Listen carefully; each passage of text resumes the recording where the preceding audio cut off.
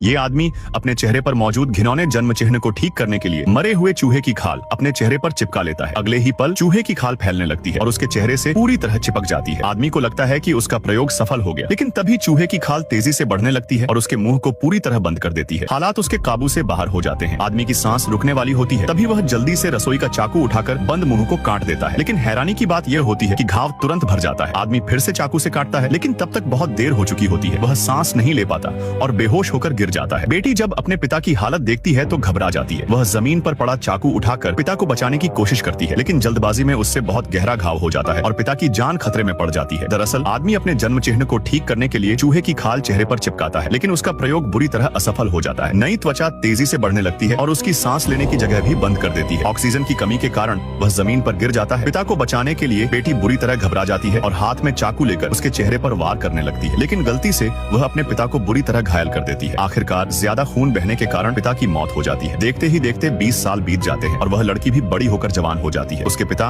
उसके लिए कुछ भी नहीं छोड़ पाए सिवाय चेहरे पर मौजूद उसी जन्म चिन्ह के। लेकिन मेहनत के दम पर लड़की शहर की सबसे मशहूर यूनिवर्सिटी में दाखिला ले लेती है। नए माहौल में आकर उसे सब कुछ अजनबी लगता है। अपनी गर्दन पर मौजूद जन्म चिन्ह को छिपाने के लिए वह हमेशा गले में स्कार्फ पहनकर रखती है। तभी शिक्षक पूरी क्लास को बताते हैं कि लड़की ने पूरे नंबरों के साथ इस यूनिवर्सिटी में दाखिला लिया है। यह सुनते ही सभी छात्र उसकी तरफ देखने लगते हैं। लिन वेई खड़ी होती है और उसके चेहरे पर खुशी साफ दिखाई देती है। उसे लगता है कि अब सभी उसकी तारीफ करेंगे, लेकिन क्लास के छात्र उसकी तारीफ करने के बजाय उसका मजाक उड़ाने लगते हैं। सौभाग्य से शिक्षक को लिन वेई काफी पसंद आती है। वह उसे अपने रिसर्च प्रोजेक्ट में असिस्टेंट बना लेते हैं। संयोग से शिक्षक का प्रोजेक्ट त्वचा के दाग और निशान ठीक करने से जुड़ा होता है। असल में लिन वेई ने इस यूनिवर्सिटी में दाखिला किसी और मकसद से लिया था। इसी दौरान शिक्षक की नजर लिन वेई के हाथ में मौजूद एक नोटबुक पर पड़ती है, जिसमें उसके पिता की पूरी रिसर्च लिखी होती है। लेकिन लिन वेई को जरा भी अंदाजा नहीं था कि उसके सामने एक भयानक मुसीबत आने वाली है। इसके बाद वह और शिक्षक उसके पिता की नोटबुक के आधार पर दिन रात प्रयोग करने लगते हैं, लेकिन कई दिन और रात बीत जाने के बाद भी उनके सारे प्रयोग असफल होते रहते हैं। आखिरकार सोंग ब्याओ गुस्से में आकर लिन वेई को प्रोजेक्ट से बाहर करने का फैसला करता है। असल में शिक्षक की नजर लिन वेई से मिलने वाले फायदे पर थी। निराश लिन वेई बस से घर लौट रही होती है। तभी उसकी नजर जमीन पर पड़े एक पोस्टर पर जाती है। पोस्टर पर बने एक खास फूल को देखकर वह चौंक जाती है, क्योंकि वह काफी समय से इसी फूल की तलाश कर रही थी। उस फूल का नाम शी हुआ था। कहा जाता था कि यह फूल त्वचा को खूबसूरत बनाने के साथ साथ कोशिकाओं की उम्र बढ़ने की प्रक्रिया को भी धीमा कर सकता है। उसे पता चलता है कि यह फूल यूनिवर्सिटी के प्लांट म्यूजियम में मौजूद है, इसलिए उसी रात लिन वेई चुपके से वहां पहुंचती है और उस फूल के कुछ नमूने चुरा लेती है। इसके बाद वह उन पर प्रयोग करती है और आखिरकार त्वचा को ठीक करने वाली दवा बनाने में सफल हो जाती है। लेकिन उसे नहीं पता था कि